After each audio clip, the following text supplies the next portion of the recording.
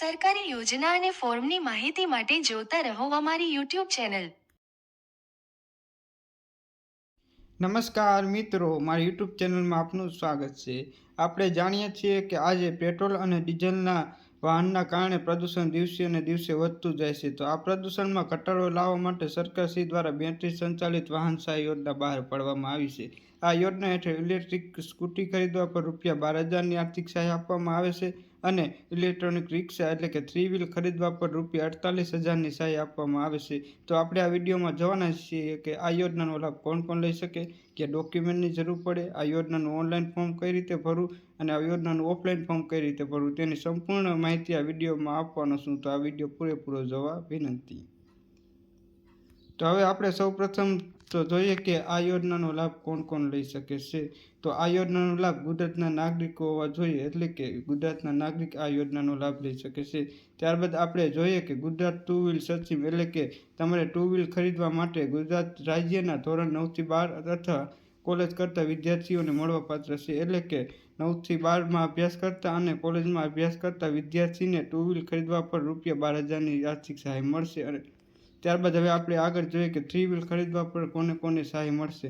તો 3 વ્હીલ રાજ્યના વ્યક્તિઓને અને સંસ્થાઓને મળવાપાત્ર છે. એટલે કે ગુજરાત રાજ્યના કોઈ પણ વ્યક્તિ અને સંસ્થા, એટલે કે તમે કોઈ સંસ્થા ચલાવતા હોય, હોસ્ટેલ ચલાવતા હોય, તો તેવા વ્યક્તિને 3 વ્હીલ ખરીદવા પર ₹48,000ની આર્થિક સહાય આપવામાં આવશે. ત્યારબાદ હવે આપણે જોઈએ કે આ યોજના અંતર્ગત લાભ લેવા માટે આપણે કયા કયા ડોક્યુમેન્ટની જરૂર પડે. તો સૌપ્રથમ તો વિદ્યાર્થીનું બોનોફાઇડ સર્ટિફિકેટ અથવા તો માર્કશીટ, ત્યારબાદ ફી ભર્યાની પહોંચ, લાભાર્થીનું આધાર કાર્ડ, જાતિનું પ્રમાણપત્ર, બેંકની નકલ, ત્યારબાદ જોઈએ તો પાસપોર્ટ સાઇઝનો ફોટો અને હાઈ સ્પીડ બેટરી સંચાલિત ઓપરેટર ટુ વ્હીલ ખરીદવાનું હોય તો તમારે ડ્રાઇવિંગ લાયસન્સની જરૂર પડશે. એટલે અહીં દર્શાવેલ ડોક્યુમેન્ટ તમારે ફોર્મ સાથે જોડવાના રહેશે, અથવા તો આટલા ડોક્યુમેન્ટની તમારે આ યોજના હેઠળ લાભ લેવો હોય તો જરૂર પડશે. ત્યારબાદ હવે આપણે જોઈએ કે તમારે જો 3 વ્હીલ એટલે કે ઈ રિક્ષા ખરીદવી હોય તો કયા કયા ડોક્યુમેન્ટની જરૂર પડે.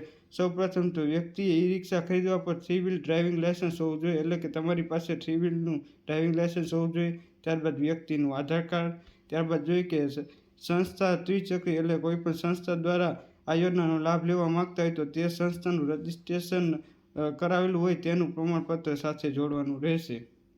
અને તેની સાથે જ તમારે એક બેંક એકાઉન્ટની નકલ પણ જોડવાની રહેશે. જે બેંક એકાઉન્ટની નકલ તમે આપશો તે બેંક એકાઉન્ટમાં તમારા પૈસા જમા થશે.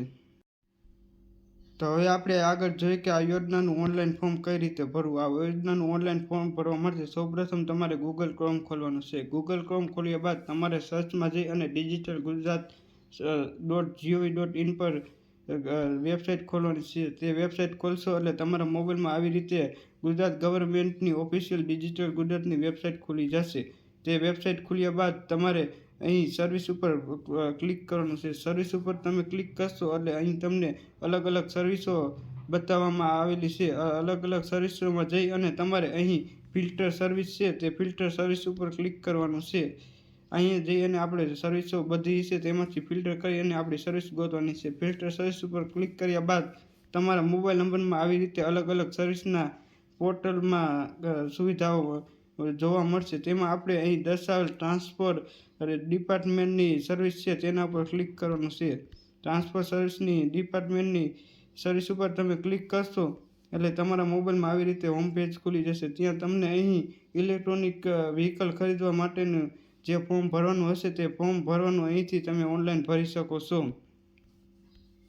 જેવું તમે તેના ઉપર ક્લિક કરશો એટલે અહીં તમને ડાઉનલોડ ફોર્મ એટલે ફોર્મ ડાઉનલોડ કરવાનું પણ ઓપ્શન આવી જશે અને તમે ઓનલાઈન ફોર્મ પણ અહીં જઈ અને ભરી શકો છો. તમે ટર્મ એન્ડ કન્ડિશનર કરશો અને ઓનલાઈન ફોર્મ ભરશો એટલે તમારું ફોર્મ ત્યાં ડિટેલ ભરવાની આવશે અને તે ભરી અને સબમિટ કરવાનું રહેશે. ત્યારબાદ હવે આપણે જોઈએ કે આ યોજના અંતર્ગત લાભ લેવા માટે કે આ ઓફલાઈન ફોર્મ કઈ રીતે ભરવું. તો આ યોજના અંતર્ગત લાભ લેવા માટે ગુજરાત ઉર્જા વિકાસ એજન્સી ગાંધીનગરને દ્વારા ફોર્મ બહાર પાડવામાં આવ્યું છે. તે ફોર્મ તમારે ભરવાનું રહેશે. તો સૌપ્રથમ તમારે 1 નંબર ઉપર વિદ્યાર્થીનું નામ લખવાનું રહેશે, તે પણ બોનોફાઇડ સર્ટિફિકેટ અથવા તો માર્કશીટ પ્રમાણે લખવાનું રહેશે.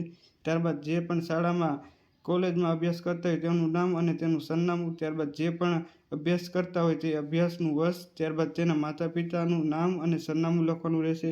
ત્યારબાદ મોબાઈલ નંબર તથા જીમેલ આઈડી, તે વિદ્યાર્થીની હોય તો વિદ્યાર્થીની લખવાની રહેશે અને માતા પિતાની હોય તો તેની લખવાની રહેશે. ત્યારબાદ આટલી ડિટેલ ભર્યા બાદ તમારે 6 નંબર ઉપર તમારી કેટેગરી સિલેક્ટ કરવાની છે.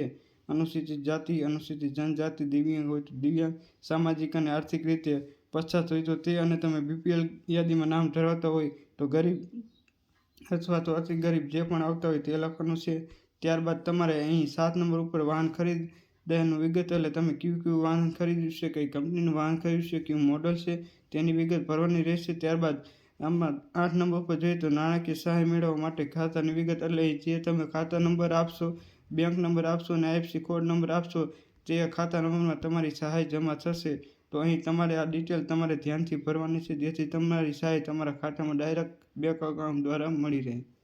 ત્યારબાદ તમારે નીચે અહીં વિદ્યાર્થીની સહી કરવાની છે, માતા પિતાની સહી કરવાની છે અને શાળા અને કોલેજની સહી કરવાની છે. અહીં શાળા અને કોલેજના 1 થી 4 નંબરની વિગતમાં જ સહી લાગુ પડશે, એટલે કે આ 1 થી 4 નંબરના વિગત રહી એટલી જ શાળા માટે લાગુ પડશે. ત્યારબાદના નિયમો અને જવાબદારી શાળાની નહીં રહે, એટલે કે 1 થી 4 નંબર માટે અહીં શાળા અને કોલેજનો સહી સિક્કો કરવાનો રહેશે. ત્યારબાદ આપણે જોઈએ કે અહીં સબસિડી સૂચના આપેલી છે, જે તમારે વાંચી અને ધ્યાનથી ભરવાની છે, જેમાં લખેલું છે કે બેંક ખાતા નંબર પૂરેપૂરો લખવો, તો ખાતા નંબર 0 થી શરૂ થતો હોય તો 0 અવશ્ય લખવો. એટલે અહીં દર્શાવેલ બધી જ માહિતીનું ધ્યાન રાખી અને તમારે ફોર્મ ભરવાનું છે, જેથી તમારું ફોર્મ સરખી રીતે ભરાય અને કોઈ પણ ભૂલ થયા વગર ભરાય, જેથી તમારું ફોર્મ પાસ થઈ શકે અને તેમાં કોઈ ક્વેરી આવે નહીં. ત્યારબાદ આપણે સરકાર દ્વારા બહાર પાડવામાં આવેલ ઠરાવની વાત કરીએ તો બેટરી સંચાલિત દ્વિચક્રીય વાહન માટેની સબસિડીની યોજના. ત્યારબાદ ઠરાવ આપણને અહીં જોઈ શકાય છે, જેથી આપણને આ માહિતીની વધુને વધુ સારી રીતે માહિતી મળી રહે. કારણ કે અત્યારે અમુક ખોટા વિડીયો પણ મૂકતા હોય છે કે જે યોજના બહાર પાડવામાં ન આવી હોય તે યોજના વિશે પણ વિડીયો મૂકતા હોય છે. તો આપણે તેવી રીતે વિડીયો નથી મૂકતા, આપણે પૂરી માહિતી સાથે, ઠરાવ સાથે અને ફોર્મ સાથે વિડીયો મૂકીશું, જેથી આપણને યોજનાની સંપૂર્ણ માહિતી મળી રહે અને તેની સત્યતા પણ જળવાઈ રહે. તો આ હતી સરકાર દ્વારા બહાર પાડવામાં આવેલ બેટરી સંચાલિત વાહન સહાય યોજના. આ યોજના હેઠળ તમને ઇલેક્ટ્રોનિક સ્કૂટી ખરીદવા પર ₹12,000ની સહાય મળશે અને 3 વ્હીલ ખરીદવા પર ₹48,000ની સહાય મળશે. તો જે વિદ્યાર્થી અને જે લોકો આ યોજનાનો લાભ લઈ શકે તે લોકો સુધી આ વિડીયો પહોંચાડવા વિનંતી, જેથી તેઓ પણ આ યોજનાનો લાભ લઈ શકે અને આર્થિક સહાય મેળવી શકે. આભાર.